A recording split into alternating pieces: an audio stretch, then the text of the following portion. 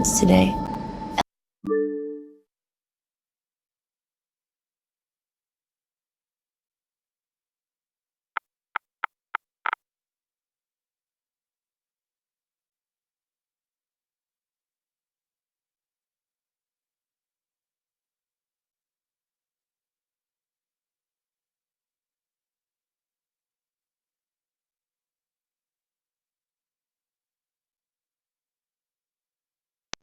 How about now?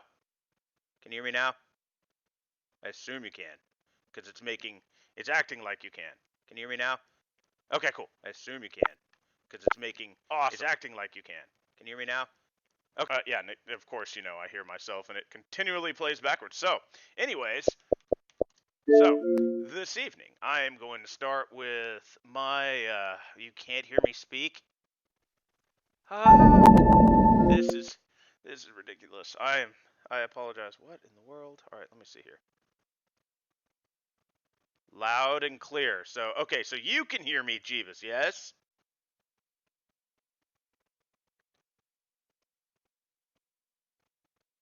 Okay, because that's the thing. Like, okay, good. Okay.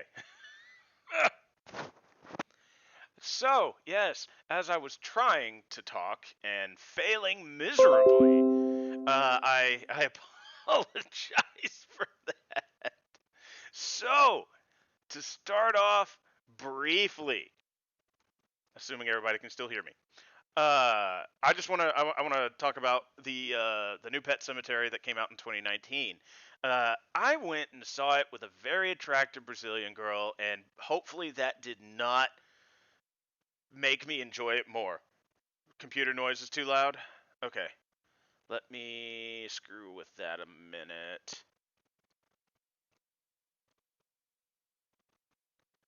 Do do do. But anyways, so hopefully it didn't make me enjoy it more than I probably should have. So, anyways, this movie is taken from the Stephen King book called Pet Sematary, as I'm sure everybody is familiar with. If you are not, it is a fantastic book. I highly recommend reading it. If you don't feel like reading it, the original movie was released in I believe it was the 80s. I forget. I think it was like 84. It was an entertaining movie. It was reasonably true to the book. It had some small deviations here or there, but as far as Stephen King movies go, which can be very hit or miss, it was a solid one. Now, the remake, I think personally that the remake actually improved on the original movie. I think it even improved upon the story subject matter. So I'm going to assume that those of you that are here are at least familiar with the tale, so I will keep it brief. But essentially, what this movie is about is family moves to, of course, Maine. It's always in freaking Maine. So they move to a small town in Maine. Guy's a doctor, and they're trying to start a life with their kid and their kids and everything else. Well, they find out that nearby there's this cemetery where all the kids go and bury their pets. So what's weird about all of that? Oh, dude, Del Taco. I've read it 3 times. I think it is personally. I think it is his best book, hands down. I think it was definitely Stephen King's best novel. It's impossibly long, and the fact that I've read it like 3 times is kind of sad. But no, not at all. And to be honest, you're in good company as far as book nerds go, because I'm an enormous book nerd. Uh, I've read pretty much everything Stephen King's ever written because he's a brilliant author, and I find him to be very entertaining. Um, I don't know if you've read this particular book, but this story it's a cautionary tale about be careful what you wish for. The catch line being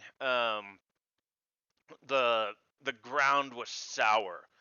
Essentially, you have the otherworldly Wendigo, which has been depicted in many different ways, in many different stories, in many different mediums. Well, in this, it's depicted as more of a force of nature. You kind of get a look at it, sort of, off in the distance, which I thought was cool that they tried to give it a little bit of visual, because in the book, you see something, he sees something off in the distance. I also felt like John Lithgow was perfect in the role that he was in. I find John Lithgow to be an amazing actor overall, and he played the role of the next door neighbor, the somewhat nosy next door neighbor, brilliantly.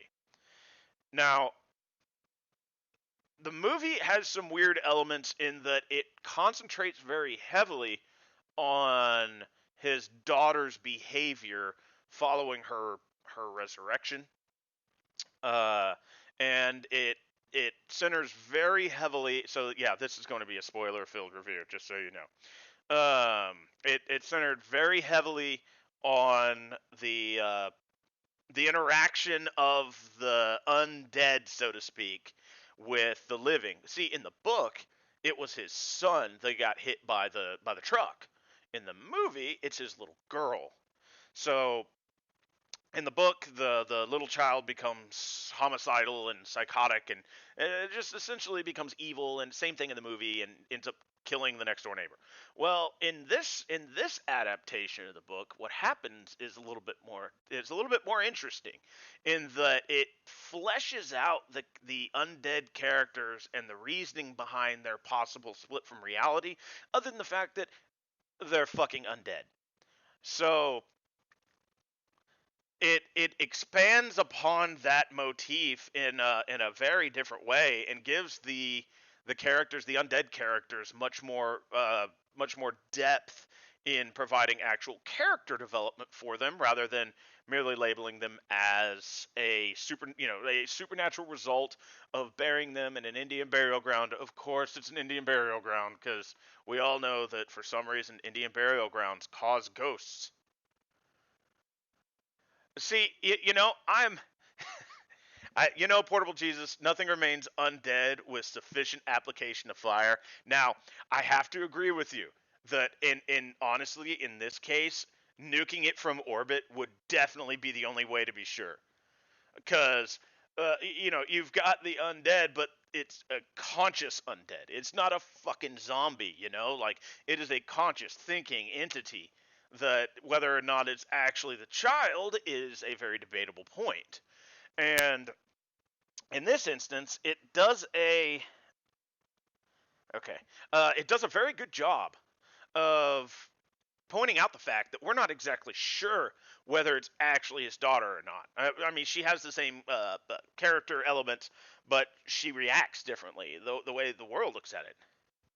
When your dead daughter gets killed and you bring her back, but she's evil now. Right? I know! Oh, by the way, Del Taco, I'm going to be getting some. I just commissioned some custom emotes and shit, so I'm really excited about that. But off topic. But anyway, so basically, what happens is, instead of in the end of the first movie and into the end of the book, child dies, and then the child comes back and then kills the wife, and then the wife dies, and he's already fucking nuts because he's already brought his child back to life, and then had to kill his son. And like, basically the book ends with he has come back from dragging his wife out and burying her in that burial ground. Now, it's called Pet Cemetery because, as I mentioned in the beginning, there is a pet cemetery, and it's very morbid. It's very odd. The movie goes so far as create, like, there is in the book kind of a little processional thing that the kids do out there, but they make it look much more sinister in the movie than I really think it was. But with Stephen King, whatever. But it's written cemetery, SEMA, TARY, because it was written by children. And the idea was that, my guess is that the tradition of burying things in this area carried over from when the Indians abandoned that particular area and left, leaving that huge drift of wood behind it, which was much less impressive in the movie than I considered it to be in the book. But that's neither here nor there. Essentially, though, in this, by giving the characters flesh and bone other than just an evil spirit motif. When everything goes to shit in the end, it's not the wife that comes back when he's buried it. It's basically it's the end all be all. The entire family has been buried and resurrected by each other, and in this case you've got yes, and Moobot is working. You heard that there was a movie based off a bunch of spooky stories. I forgot what it was called though. Actually, that's interesting that you mentioned that. I was thinking about checking that out. That's called, I think it's Stories to Tell in the Dark. Let me see here. I think it's Stories to Tell in the Dark. Uh, yeah, Stories to Tell in the Dark, which was released. It looks like August 9th. And I will be perfectly honest, I have yet to go view this monumental piece of cinema. Or, to be honest, I'm looking at the IMDb. It's a 6.6 on their rating scale, which.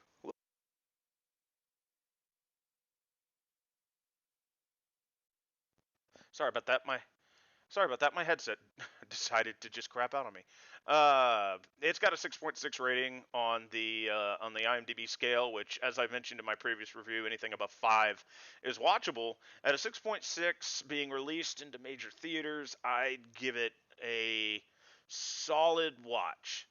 That's about all I can tell you about it because I don't I haven't seen it, but I can, however, tell you that as far the IMDb rating for the 2019 Pet Sematary, and I imagine it is partially because it's somewhat divisive in that it changes the source material, and some people are really irritated about that. But me being a horror fanatic, it doesn't bother me at all. Like I'm fine with it, different and interesting adaptations of everything.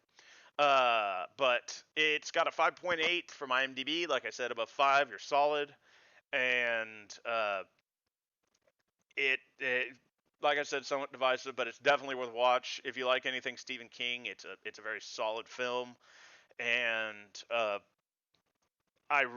thought the actors all did a phenomenal job, and like I said, John Lithgow is amazing.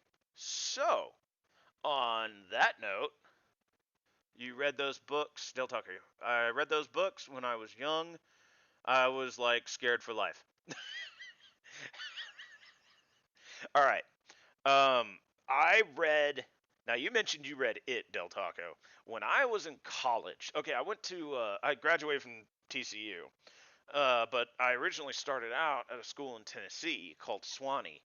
I've been to like 5 different universities. God. And so I lived in my fraternity house, and like this place is in the fucking woods, man. Like there's the forest stretches on, so to speak. And it was we had a small house, and it was basically me and my girlfriend, and we lived there at the time. Well, I read it for the first time when I was there, and I am not too proud to admit that I absolutely was creeping around because our the house had really shoddy lighting, and cause so like when it rained, like the light bulbs go bzzzt, bzzzt, and yeah, I was definitely creeping around the house like I kept waiting for a red balloon, or someone to say we all float down here. And so, and I know some people will think me a heretic for this, but I'm sorry. I think that I prefer the original movies because I couldn't do the original. It wasn't scary. Yeah, I found it to be largely entertaining, even as a child. Even before I found that horror movies are extremely entertaining, I still did not find it terribly scary. I thought that the Texas Chainsaw Massacre was 10 times more frightening than it ever was. So I really enjoy the current adaptation and the fact that they've really taken their artistic license with it and run with it. I mean, it's an enormous book. I mean, the fact that they're spreading it over 2 movies, kind of like they did with the original, with it was a miniseries, I think, TV miniseries, with oh goodness, what was his name? Well, anyways, so yeah. I really enjoyed it, and it scared the shit out of me. So I figured, based on the last game I played, which was Outlast and Whistleblower, which was really, I played those through. I played Doom 3 for a bit, but it didn't quite entertain me like it used to. I would continue with the I would continue with me scaring the shit out of myself. So I am currently supposed to be I'm currently in school for my MBA, and I'm currently supposed to be on whatchamacallit, on a phone conference to do our homework. And instead I am here